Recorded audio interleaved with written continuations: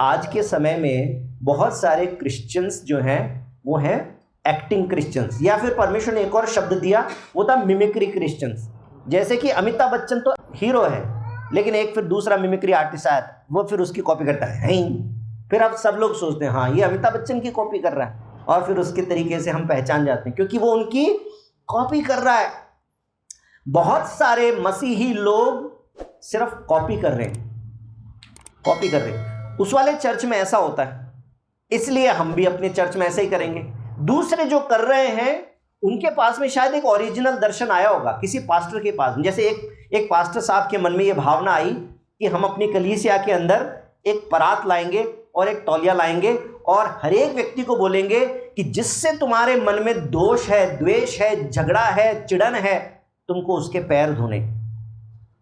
अब एक चर्च के अंदर तो ये परमेश्वर की तरफ से एक प्रेरणा थी, परंतु बहुत सारे चर्चेस ने देखा ये तो बहुत अच्छा फॉर्मूला है, फिर उन्होंने उसको कॉपी कर लिया।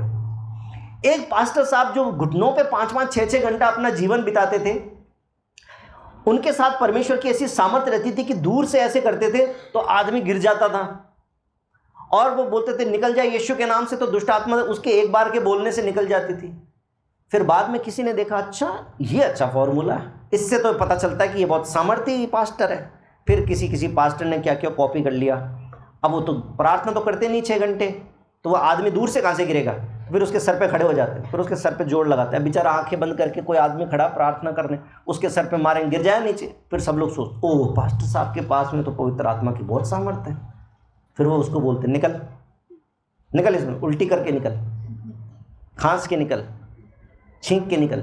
फिर वो दुष्ट आत्माओं को निकालते रहते हर किसी के अंदर से। क्यों? क्योंकि वहां से सीख के आए थे, वहां पर ओरिजिनल था, लेकिन अब ये मिमिक्री कर रहे हैं उसकी। हम में से बहुत सारे लोग कई बार दूसरों की कॉपी करते हैं, क्योंकि हम आजकल हमारे पास एक्सेस बहुत है ना, यूट्यूब पे बहुत सारा ज्ञान है, यूट्यूब पे बहुत कुछ हो रहा है, इसलिए अब हम कॉपी कर लेते हैं। मेरे भाई और बहनों, कॉपी कैट क्रिश्चियन नहीं बनना, हमें दिखावे के मसीह नहीं बनना। फरीसियों की प्रॉब्लम ही यही थी कि वो अब सब कुछ देखा देखी कर रहे, रीत रिवाज कर रहे, उनके लिए प्रभु का कोई महत्व नहीं रहा। आपके और मेरे लिए ये परमेश्वर का जो वचन है ये काफ़ी है बताने के लिए कि हमको क्या क्या करना है और क्या क्या नहीं करना है। मैं आपको एक सिंपल फॉर्मूला बता दूं, अगर हम अपने प्रभु के बारे में सोचना शुरू कर दें हर चीज़ में, जब हम अपने ऑफिस में काम करते हैं तो हम ये सोच के करें कि मेरा यीशु मेरे साथ है। आपकी फाइलें रखी, उसके बगल में आपके साथ में एक कुर्सी लगा के यीशु मसीह बैठा हुआ है। आप सड़क पे खड़े हैं, आप पुलिस वाले हैं, परंतु आपके बगल में यीशु मसीह खड़ा है। जब कोई आपको 100 रुपये दे के निकलने की कोशिश करे, याद रखना यीशु मसीह आपके साथ खड़ा है, ले सकते हैं। अगर पत्रकार भी खड़ा हो तो नहीं ले सकते, पत्रकार का डर लगता है, फोटो खींच लेगा, छाप देगा अखबार में, पत्रकार का डर है, लेकिन परमेश्वर का डर नहीं है। फिर हम ऑफिस के अंदर ईमानदारी से काम नहीं करते, फिर हम अपने काम करने के स्थान पर ईमानदार नहीं रहते, हम जिससे पैसा लेते हैं उसको वापस देने में ईमानदार नहीं रहते, हम अपनी सेवा के कार्यों में भी ईमानदार नहीं रहते। जो परमेश्वर ने अपने परिवार की जिम्मेदारी हमको दी, बच्चों को जिम्मेदारी पढ़ने की, बच्चे पढ़ने में ईमानदार नहीं रहते। पढ़ने के लिए चले गए, पिताजी ने भेजा कोटा एलेंस में भेज दिया तैयारी करने के लिए कि बच्चा जो है वहाँ से निकल के इंजीनियर बनेगा, डॉक्टर बनेगा, वो वहाँ पे जाके नशाई करने लग गया दूसरों के देखा देखी। ऐसे बहुत सारे केस हैं। मैं आपको बता देना चाहता हूँ, सिर्फ हम सोचते हैं ईमानदार, हमको प्रार्थना में ईमानदार नहीं, हमारे जीवन में ईमानदारी होनी चाहिए। क्या हर समय जो भी कुछ हम करते हैं उसमें क्या हम यीशु मसीह के बारे में सोचते हैं? मैं आपको एग्जाम्पल दिखाना चाहता हूँ यीशु मसीह का। मैं इस बात को नोट कर रहा था कि कितनी बार यीशु मसीह पिता परमेश्वर का नाम लेते हैं। मैंने कहा यूहन्ना को पढ़ता जाऊंगा, हर चैप्टर में अपने पिता को याद करते, कुछ ना कुछ बात करते। मेरे साथ में खोलिए यूहन्ना 1 उसका 51, पहले अध्याय के अंदर 51 वचन। तुम स्वर्ग को खुला हुआ और परमेश्वर के स्वर्गदूतों को मनुष्य के पुत्र के ऊपर उतरते और ऊपर जाते देखोगे। यानी कि यूहन्ना की किताब के पहले अध्याय के अंदर यीशु मसीह खुद इस प्रकार से बात बताने लगे हैं। अब वो स्वर्ग की बातें करने लग गए। हम कई बार जब दो जने मिलते हैं, चाहे वो मसीह लोग होंगे तो किसकी बात करते हैं? जवान होंगे तो गाड़ियों की बात करेंगे, लड़कियां होंगी तो कपड़ों की और कॉस्मेटिक्स की बात करेंगी। हो सकता है आप अपने करियर के प्रति बहुत कॉन्शियस है तो आप अपनी पढ़ाई की और अपने करियर की बात करेंगे। लेकिन कितनी बार ऐसा होता है कि दो जवान जब आपस में मिले तो एक दूसरे के साथ में परमेश्वर की बातें करें।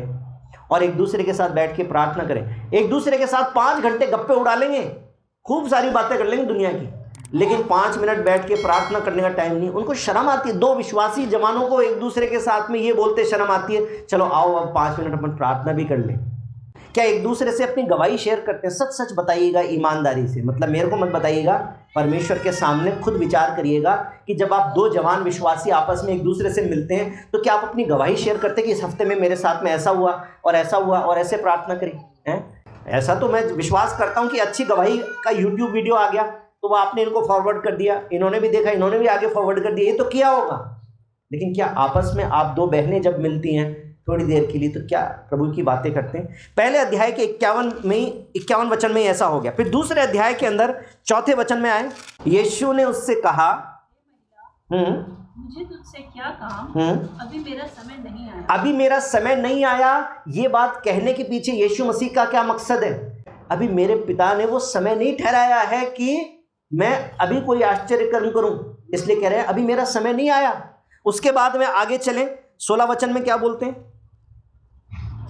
और कबूतर बेचने वालों से कहा, इन्हें यहाँ से ले जाओ, मेरे पिता के घर को व्यापार का घर मत बनाओ। प्रभु यीशु मसीह गुस्सा हो गए। इसके अलावा सब जगह पे यीशु बड़े शांत नजर आते हैं, प्यार करने वाले, क्षमा करने वाले, प्रचार करने वाले, गुरु महाराज के जैसे नजर आते। लेकिन यहाँ पर क्या किया उन्होंने? तांडव मचा दिया, पूरा सारा ऐसे फैल गया सारा काम। क्यों किया यीशु ने? क्योंकि यीशु के मन में एक आत्मिक क्रोध आ गया कि मेरे पिता के घर को तुमने क्या डाकुओं की खो बना दिया है, तुमने व्यापार का केंद्र बना दिया है। क्या यीशु के मन में हर समय अपने पिता का राज्य, अपने पिता की मर्जी उनकी सोच में है या नहीं है? हर समय उनकी सोच में है। हम जब ऑफिस चले जाते हैं फिर हम सिर्फ ऑफिस की बातें सोचते हैं, फिर हमको यीशु मसीह से कोई लेना देना नहीं रहता। फिर जब हम खेत में चले जाते हैं तो हम खेत के बारे में सोचते हैं, फिर हमको यीशु मसीह से कोई लेना देना नहीं रहता। जब हम कोई कार्यक्रम में, एंटरटेनमेंट में चले जाते हैं फिर हम वही सोचते हैं, फिर हमको यीशु मसीह से कोई लेना देना नहीं रहता। हम कितनी बार यीशु मसीह को भूल जाते हैं। यीशु मसीह क्या भूल जाते थे अपने पिता को? यीशु मसीह के मन में हर समय।